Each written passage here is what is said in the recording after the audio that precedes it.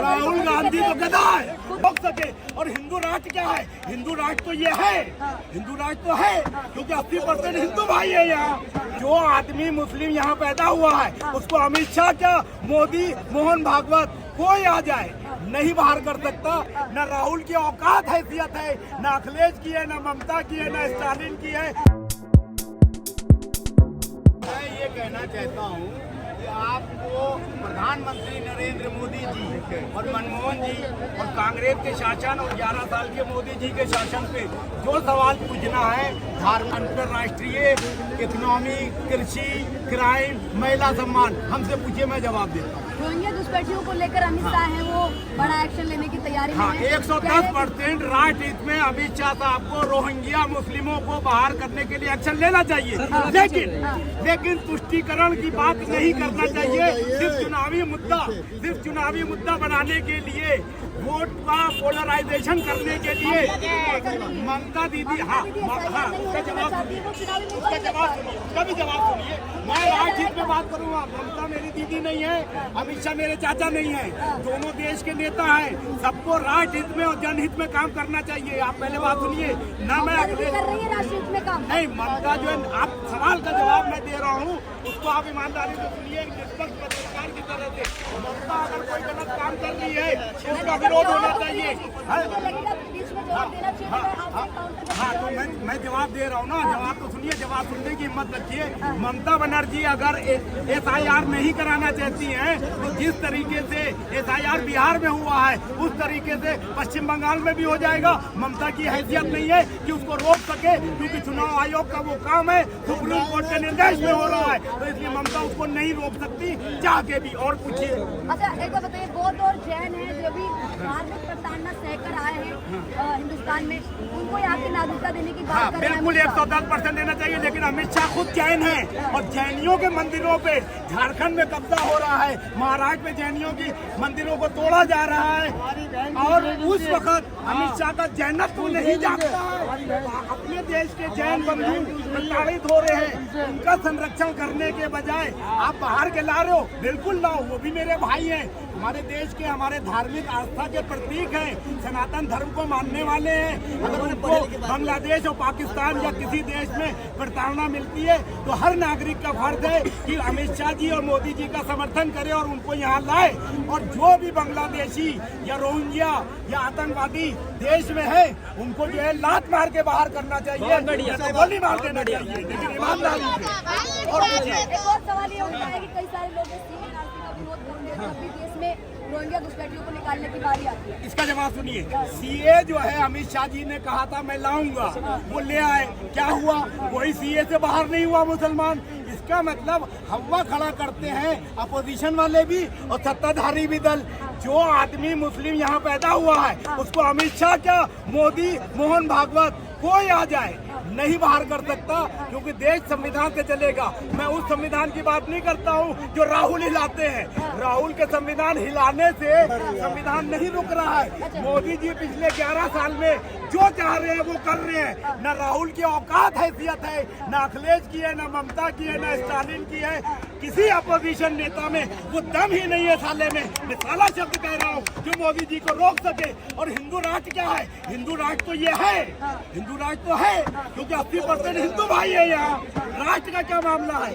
अपने वोट को संचालित करने के लिए, ध्रुवीकरण करने के लिए हिंदुत्व की बात करते हो। छदम हिंदुत्व है तुम्हारा। असली हिंदुत्व वो है जो सबको साथ लेके चलता है। बंधुत्व का नाम हिंदुत्व है।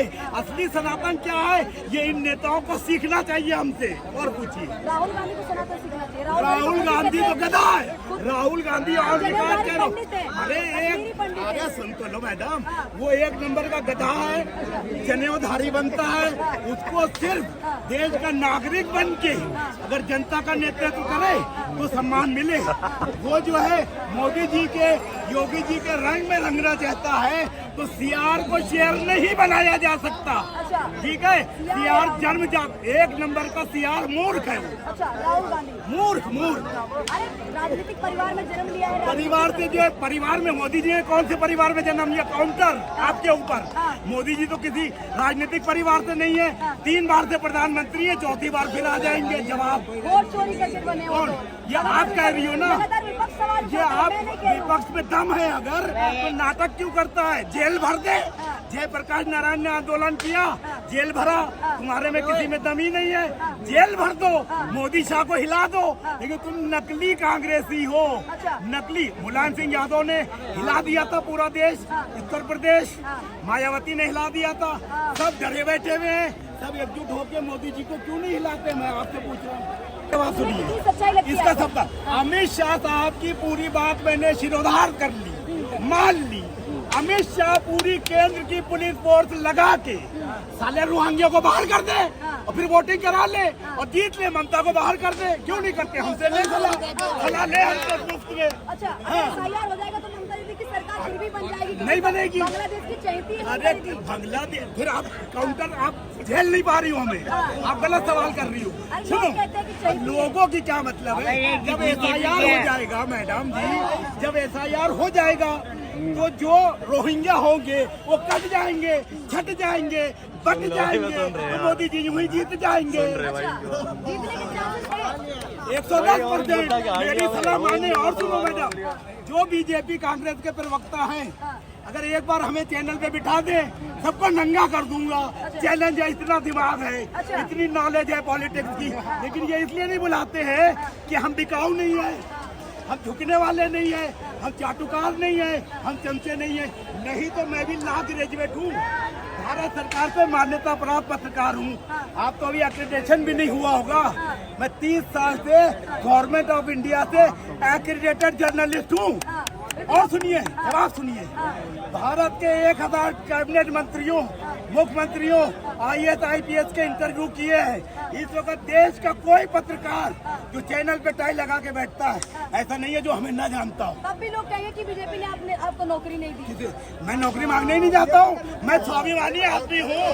चाटुकारिता चमचागिरी करके नौकरी नहीं मांगता। और बोलो, देखिए अभी हाल ही में जो गृह मंत्री अमित शाह ने बयान दिया है कि रोहिंग्या घुसपैठियों को निकालना है, उनकी पहचान करनी है, उनका वोटर ID कार्ड से नाम हटाना है, और साथ में ही पश्चिम बंगाल को भी मतलब पश्चिम बंगाल पे ही बात की कि पश्चिम बंगाल में लगातार जो जनसंख्या बढ़ती जा रही है, जो रोहिंग्या मुस्लिम लगातार घुसपैठ कर रहे हैं, और उसके बाद में ममता बनर्जी है वो कहीं ना कहीं SIR चाहती नहीं कि SIR पश्चिम बंगाल में हो, क्योंकि उसका विरोध भी लगातार करते हुए नजर आ रहे हैं कि बिहार में हो गया लेकिन पश्चिम बंगाल में नहीं होने देंगे। लेकिन साफ तौर पे कह दिया है अमित शाह ने कि SIR तो होके रहेगा और उसके जरिए पता चलेगा कि कितने रोहिंग्या घुसपैठी हैं, उनको निकालने का काम करेंगे।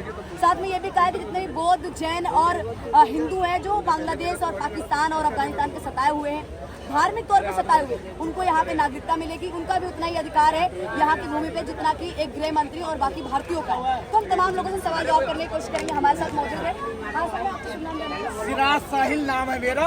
गूगल पे कोई भी डाल देगा सिराज साहिल तो 1000 इंटरव्यू देख लेगा मेरे।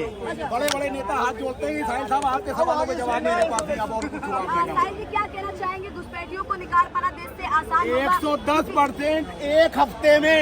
मैडम सुनो, अमित शाह जी भी सुने, एक हफ्ते में देश के सारे घुसपैठिए निकल जाएंगे अगर सरकार ईमानदार हो। नंबर 1, जिस तरह से SIR बिहार में हुआ उस तरीके से SIR पूरे देश में 1 by 1 करके हर स्टेट में हो, चिन्हित किया जाए। जो देश का वास्तविक नागरिक नहीं है उसके पिछवाड़े लात मारी जाए और उसको उसके देश में भेजा जाए, और देश में अमन और शांति बना के मजबूत लोकतंत्र स्थापित करके ईमानदारी से चुनाव हो। मोदी जी 100 साल जिए, भगवान करे 100 साल तक प्रधानमंत्री रहे, लेकिन ईमानदारी से उनके ऊपर कोई ये आरोप न लगा सके कि आपने EVM से छेड़छाड़ की या SIR नकली करा दिया या सुप्रीम कोर्ट को मिला लिया या चुनाव आयोग को मिला लिया। नहीं, उसका जवाब सुनिए। प्रधानमंत्री नरेंद्र मोदी और अमित शाह साहब को ये पेपर में विज्ञापन देना चाहिए, टीवी पे ऐड चलाना चाहिए। पूछता है भारत नहीं, कहता बुलाता है भारत। अर्णब गोस्वामी का बुलाता है भारत। जैन, बौद्ध, सिख जो भी प्रताड़ित हैं अपना बायोडाटा और भारत के चैनल में भेजो और मैं मोदी और शाह को दूंगा। और आप लोग आओ, पार्लियामेंट के बगल में जो नए घर बन रहे हैं वहाँ तुम्हें टेम्परेरी रहने को दिया जाएगा। उसके बाद तुम्हारे लिए कॉलोनी बनाई जाएगी, हल हो जाएगा। मुद्दा क्यों बनाते हैं गृह मंत्री? काम करे ना। लेकिन सी और एनआरसी का विरोध करने के लिए तो अरे भैया, कल विरोध तो लोग कर जाते तो लठियां भी तो खा जाते हैं। विरोध तो शाहीनबाग में किया गया था, लठ चली ना, विरोध खत्म। और CA-NRC से कौन से मुसलमान हट गए ये भी बता दो। ना हटे, सब वही हैं, तो ये मुद्दा किस बात का फिर? लेकिन अमित शाह पे ये आरोप लगता है कि अभी तक के 11 सालों में रोहिंग्या घुसपैठियों को क्यों नहीं निकाल पाए, बार बार मुद्दा तो उछालते तो हैं। यही तो आपने मेरे सवाल का जवाब दे दिया। इच्छा शक्ति का अभाव है, वोटों को पोलराइज करने के लिए मुद्दे उठाए जाते हैं। इसलिए ईमानदारी से वास्तविक सनातन धर्म के पद चिन्हों पर चले तो देश वास्तव में राम राज्य स्थापित हो जाएगा और हम विश्व गुरु बन जाएंगे। राम राज्य का विरोध भी मतलब बहुत सारे लोग कहते हैं कि राम राज्य की सबका देश है ना, सबका देश नहीं तो राम कोई जो है क्या वो राम जो है कोई राक्षस प्रवृत्ति के व्यक्ति थे? वो मर्यादा पुरुषोत्तम राम थे। उनको सिर्फ एक भगवान ना मान के आप एक अगर राजा भी मानो और एक आम नागरिक भी मानो तो उस हिसाब से उनके अच्छे बताए हुए रास्ते पे चलने में किसी को क्या प्रॉब्लम है? APJ अब्दुल कलाम को लोग मुसलमान कहते हैं कि मेरे मानने वाले हैं, ये मुसलमान है। तो तुम एक साइंटिस्ट को अपना मान सकते हो और एक भगवान को जो मर्यादा पुरुषोत्तम है उसको नहीं मान सकते हो, तो लानत है तुम्हारी समझ पे। वो सच है, वो सच है, चाहे हिंदू हो और चाहे मुसलमान हो, सत्य सत्य है। सत्य असत्य पे कभी भारी नहीं पड़ता। भगवान कृष्ण ने कहा है कि कर्म करो, सत्य बोलो, किसी से ना डरो, जब मृत्यु आएगी तभी आएगी।